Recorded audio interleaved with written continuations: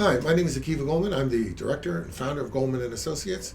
Our firm has a primary focus on family law issues here in Michigan, and today we're going to continue our video series designed to educate and inform the public, so please subscribe to our channel. Today I want to talk a little bit about domestic violence and its interrelation with divorce and custody cases. Okay? You have to understand one thing. The court's main goal is to protect the kids. It's not even its main goal to protect you. You're very much secondary to the calculation once children are involved. The court really doesn't care about him, doesn't care about you. Figures you're adults, you made a decision, if there's fallout from it, it's your problem. The children are regarded as innocent victims, though, in your domestic problems, okay?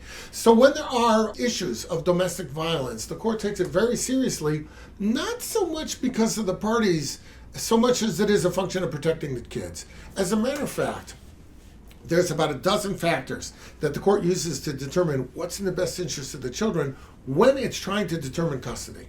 And one such factor is the presence of domestic violence in the household. You see, the court wants to make sure that they're not putting the children in harm's way. And if they're going to give custody to someone who's got a long history of domestic violence, either against the children or against other people, the court's got to take that into account because the court's primary duty is to safeguard those kids. So domestic violence very much has an impact on custody and divorce because there's an interplay between how the court rules on custody and domestic violence. Now, having said that, it's one factor out of there's 11 others. The court has to weigh them all, and the court has to determine which factors have more weight than other ones. Plus, another thing that the court has to take into account is traditionally, because the courts have always been very sympathetic to domestic violence situations, a lot of times the court is sensitive to a possibility that they are being manipulated on that issue. Meaning that somebody accuses someone of domestic violence in order to jockey for position in the custody case.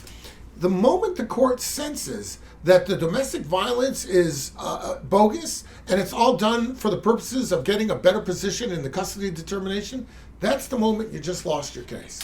As soon as the court realizes that there's no credibility to the allegations, that the domestic violence charges were trumped up so that the other person can get custody, that's the moment the court feels that that person doesn't even deserve custody. Custody ends up going to the other person. You've got to be very, very careful about the interplay between domestic violence charges and custody. And of course, you got to make sure these are serious charges. If you're going to accuse someone of domestic violence, there better be evidence to support it so that the court doesn't think, heaven forbid, that you're using this as an effort to jockey for a stronger position in a later custody determination. If you have any questions about that, reach out and we'll be glad to help you out.